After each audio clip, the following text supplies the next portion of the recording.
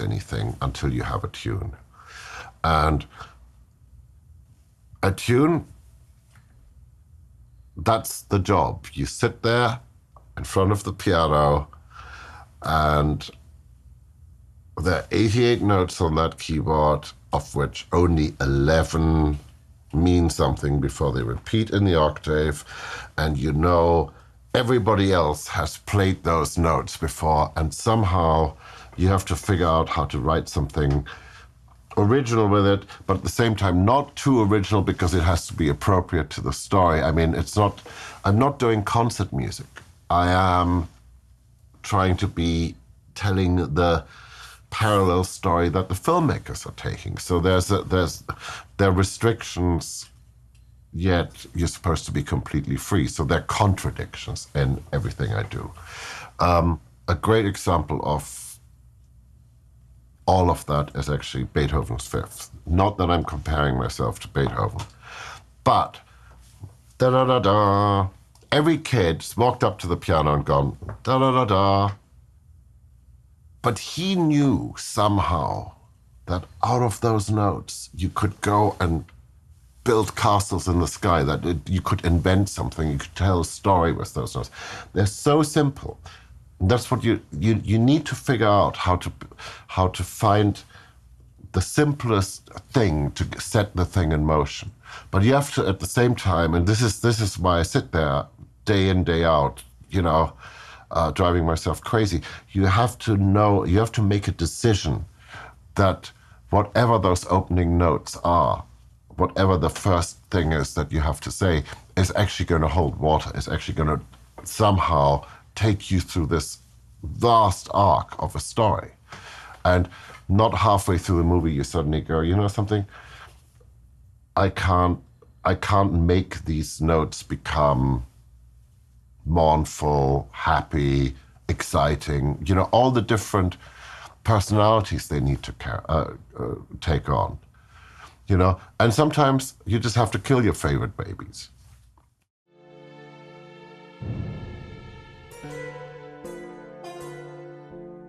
Even though you're trying to write from inspiration, you're trying to be relatively practical. That one of the things I don't do is I don't use a lot of exuberant key changes in my music. Or even if I do, I try to always come back to my home key. Part of that is practical. I like writing in D, and everybody thinks it's because I'm lazy, which is true, but it's not the reason I write in D. I write in D because in this modern day and age, the basses can go down to C, which is their open string, but they can't do vibrato on the open string. So D is actually a good note where they can still do a little bit of vibrato. And it's nice that if you go from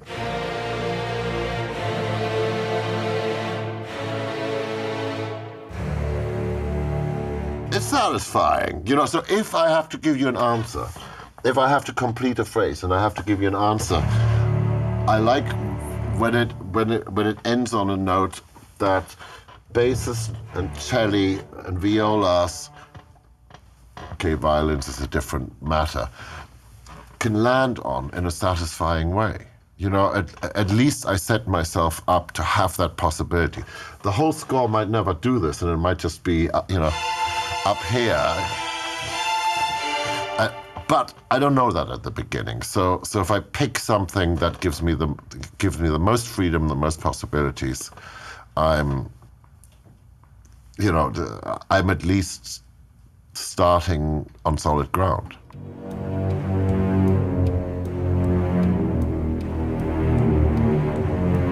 I think of everything.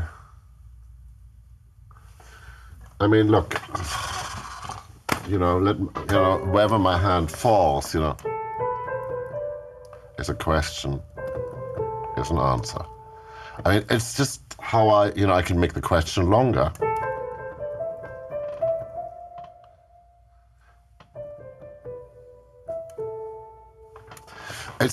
I think there's a natural way in music where you're basically having a conversation, or you want to have a conversation. Sometimes you leave it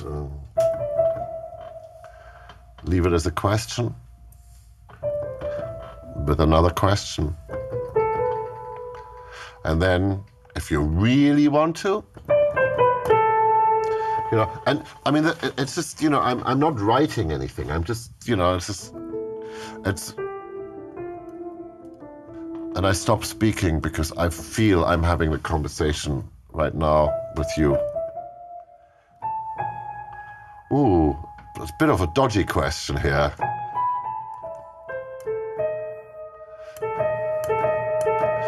I'm being a bit confrontational.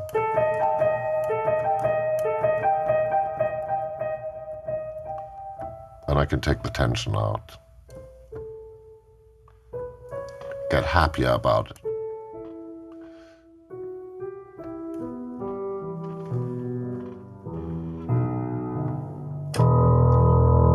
And kill you. So it's a language, So I don't know. I just always, I loved Thin Red Line because I'm working with Terry Malick. One of the things he kept saying is just that the question is more interesting than the answer. And the whole movie just asks questions. We never answer anything. It's like, it's sort of a bit, it's a bit boring. Usually the answer is a bit mundane. So to maintain the tension, see if you can just raise the stake in the questions.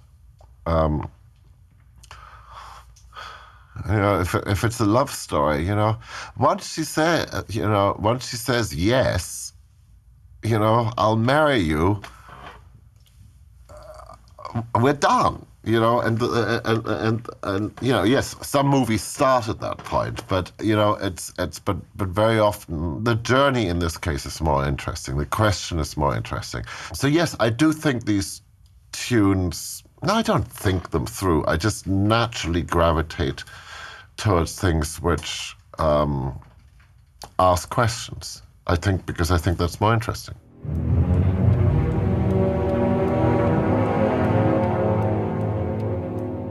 All music is made up out of little fragments of ideas that you're trying to make into a cohesive sentence. I mean, so I had my first two words, as it were. And I knew it would work down there. And you have to test the DNA very quickly, Is it adaptable? Can it become?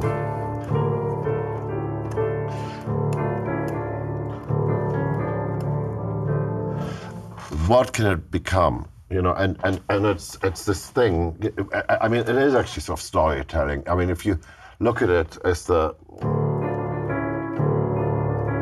that's the question, and then what is it? There's a half an answer, which again ends on a question. And so part of what you want to do, of course, in all movies is it's like, when you work on a love story or a romantic movie, the last thing you want to hear is them saying "I love you" to each other. That's the part you want to postpone until the very, very last frame. Going back to I mean, you can't get any more banal than. Okay, so I changed it a bit. I made it more. Just on purpose, because it felt mean, I wanted a bit of meanness in it.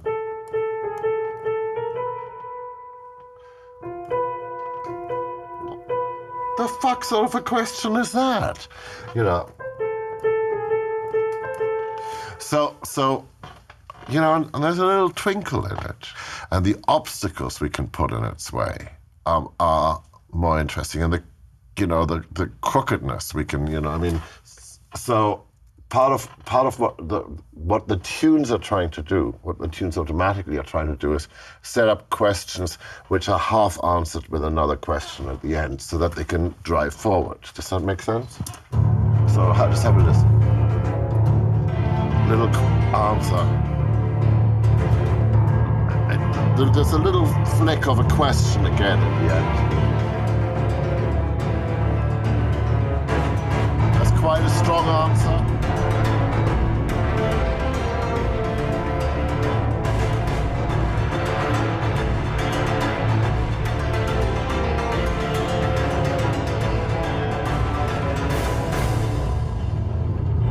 This is just me seeing what happens if you have it down an octave so it's a bit more spooky, or that it sits under dialogue.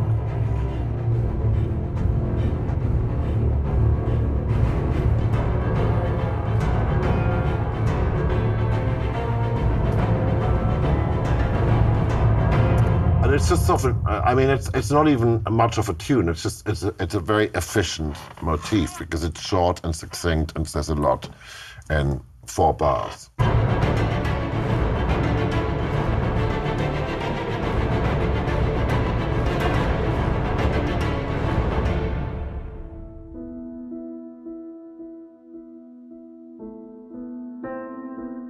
Chris was being very specific about, he was being very unspecific in his specificity by saying, hey, look, I'm just going to give you this page, but I'm not going to tell you what the movie is about. And he gave me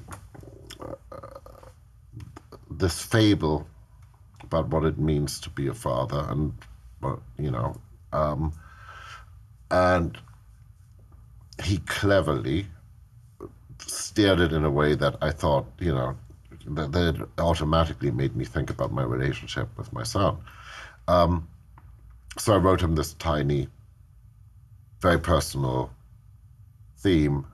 And then, you know, he told me, you know, this is a movie about the vastness of everything, you know, the expanse of the universe, you know, space and science fiction, etc. And it's epic and it's all these things.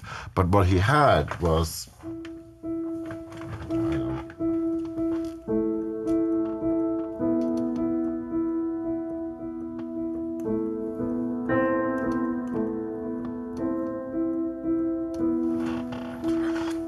it's just a very simple, you know, just, it's warm and it's small and it's intimate, and it meant, however, it's easy to go big. It's easy to throw the kitchen sink in. It's easy to go and get a big church organ and make a hell of a racket. But we knew we could always return to the heart of the story. You know, the heart of the story was, I mean, this tune couldn't be any simpler. And the great thing is, if you start with something which is so simple and so small and so, you know, just a few notes in the right order. I mean, I don't think there's this, I think there may be 1 or 2 tunes I've written that you can't actually just play with one finger.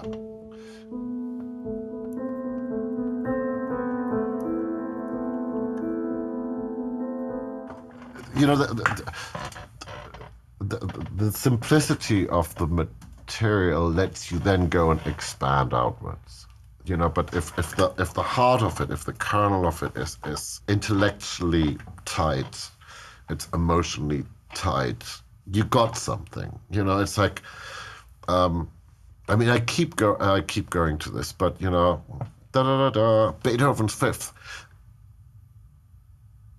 It's all in those 2 notes. All he needed, you know, to go and then create a firework of amazing emotions, orchestration, excitement, you know, pathos, whatever you want. But, you know what you're talking about in your theme. Know what you want to say. You gotta be clear about that. It's very hard to write an instruction manual in music, you know, or a dentistry course in music. It's not the appropriate language, but it's an appropriate language to express emotion. And I think that's all that's happened over the centuries, that we are compelled to tell stories. We're compelled to make up stories. That's what film is about. That's, you know, we're compelled to tell the fable of our existence, of, you know, our human journey or whatever. And I think when we run out of words and when we run out of beautiful pictures, we have to resort to this other language called music. And I'm not trying to be profound, and I'm not trying to do anything significant. But you, when you spend a little bit of time thinking about it, you can actually express some fairly good things about the human condition in notes that you might not be able to express quite as brilliantly in words.